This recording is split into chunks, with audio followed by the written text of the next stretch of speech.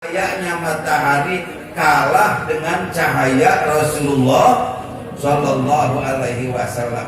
Kalau manusia biasa seperti kita, secantik apapun ia, setampan apapun ia, kalau ia berdiri bermandikan cahaya matahari, pasti bayangannya akan kelihatan. Ini yang paling menonjol. Beda Rasul dengan kita.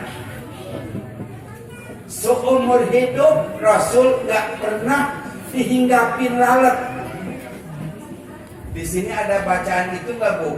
Lam yatalim kotu toha. Ada? Lam yatalim kotu toha mutlakon abada tasya aba aslan fi mada zaman. Kita artikan tabarukan.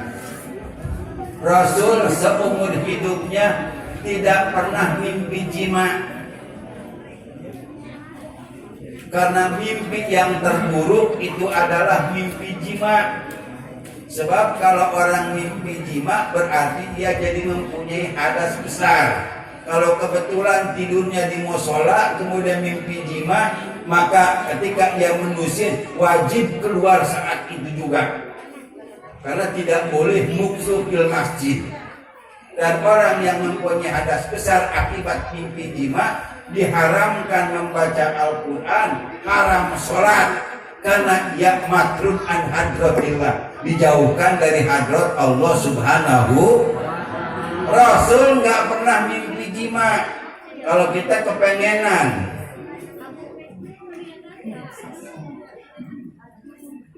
kemudian seumur hidup Rasul nggak pernah dihinggapin lalat. Kenapa Rasul nggak pernah dihinggapin lalat? Karena lalat tidak suka dengan wangi-wangian. Tubuh Rasul wangi. Dan seumur hidup Rasul nggak pernah muak. Beda dengan kita Bu, di perayaan Isra Mi'raj belum apa-apa sudah 7 kali muak. Rasul nggak pernah. Jadi sangat-sangat beda antara kita dengan Rasulullah Shallallahu Alaihi Wasallam. Balik ke alur cerita, distempel. Setelah distempel dengan stempel kenabian, baru Jibril alaihi salam pergi ke surga untuk menjemput Buraq guna menjadi tunggangan keberangkatan Rasulullah Shallallahu Alaihi Wasallam Isra dari Masjidil Haram sampai dengan Masjidil Aqsa. Naiklah Rasulullah Shallallahu Alaihi Wasallam ke punggung Buraq. Di kanannya Malak Jibril, di kirinya Malak Mikail berjalan dari mulai Masjidil Haram sampai dengan Masjidil Aqsa. Banyak Bu yang dilihat oleh Rasulullah Shallallahu Alaihi Wasallam dalam perjalanan dari Masjidil Haram sampai dengan Masjidil Aqsa. Berikut perintah-perintah agar Rasul turun di tempat-tempat tertentu guna menunaikan ibadah sholat. Sebanyak 5 kali turun itu. Turunnya sampai di Masjidil Aqsa, baru kemudian Rasulullah Shallallahu Alaihi Wasallam sholat berjamaah dengan arwahnya para nabi yang terdahulu.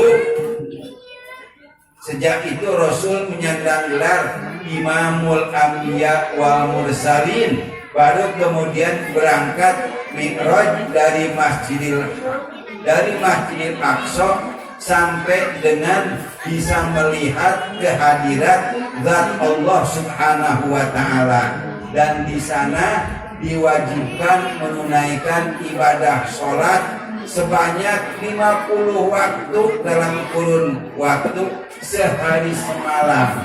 Tetapi kemudian itu diringankan oleh Allah Subhanahu wa taala atas anjuran Nabi Musa alaihi salam, hingga yang 50 waktu itu menjadi 5 waktu dalam kurun waktu sehari semalam. Tetapi meskipun cuma 5 waktu, pahalanya tetap Allah samakan dengan menunaikan ibadah sholat 50 waktu dalam sehari semalam. Mudah-mudahan kita semua Allah takdirkan menjadi orang yang benar-benar bersungguh-sungguh di dalam menunaikan ibadah sholat yang 5 waktu. Amin. Biar baik menunaikan ibadah sholatnya. Cuma caranya bagaimana Bu ya? Supaya kita khusyuk dalam menunaikan ibadah sholat. Ingat ya, pertama, supaya kita khusyuk, kita harus tadabburul makna, artinya memikirkan makna kandungan daripada apa yang kita baca. Kalau sudah masalahnya tadabburul makna, susah, karena tidak semua orang ngerti. Kalau tidak bisa itu, kita harus senantiasa ingat bahwa kita sedang sholat, sedang menghadap Allah Subhanahu. Begini Bu, ini misalnya kita ngerti ya, kita ngerti nih bacaan kita baca Allahu Akbar, Allahu Akbar kabira walhamdulillahi katsira wa subhanallahi bukratan wa asila.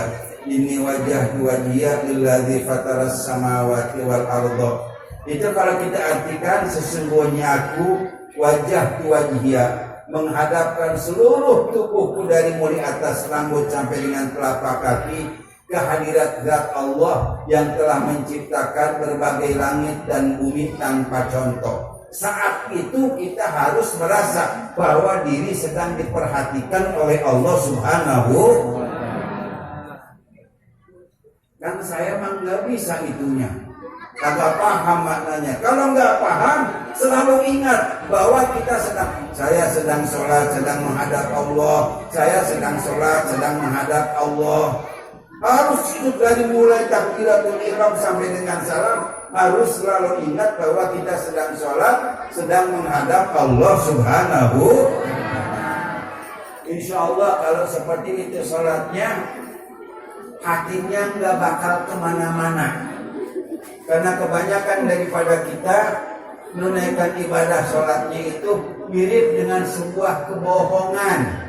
Contoh seperti tadi Bu, saya hadapkan seluruh tubuh saya dari mulai atas rambut sampai dengan bawah telapak kaki ke hadirat Allah yang telah menciptakan berbagai langit dan bumi tanpa contoh.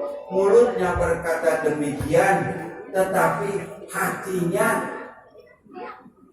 ada di gor. Bu, salat yang seperti itu lebih identik dengan dusta. Kita kan tahu yang dilihat sama Allah bukan postur kita, bal yanzuru ila qulubikum. Allah melihat itu kepada hati kita. Kalau hatinya ada di gor, meskipun badannya, tubuhnya ada di dalam musola, berarti ini lihat Allah itu yang di gor hati kita. Itu nggak benar Bu. Oleh sebab itu maka harus selalu ingat kita sedang sholat, sedang menghadap Allah Subhanahu. Dan begini Bu, ketika Rasul sampai pada ketinggian yang hanya dapat dicapai oleh Rasulullah Shallallahu Alaihi Wasallam, di sana Rasul mengucapkan kata at-tahiyyatulillah, segala penghormatan itu bagi Allah. Dijawab oleh Allah Subhanahu wa taala, assalamu alayka ayyuhan nabiyyu wa rahmatullahi wa barakatuh. Keselamatan Allah itu senantiasa tercurah atasmu wahai Nabi, dan rahmat Allah dan berbagai keberkahan Allah. Kemudian Rasul menjawab, assalamu alayna wa ala ibadillahis shalihin.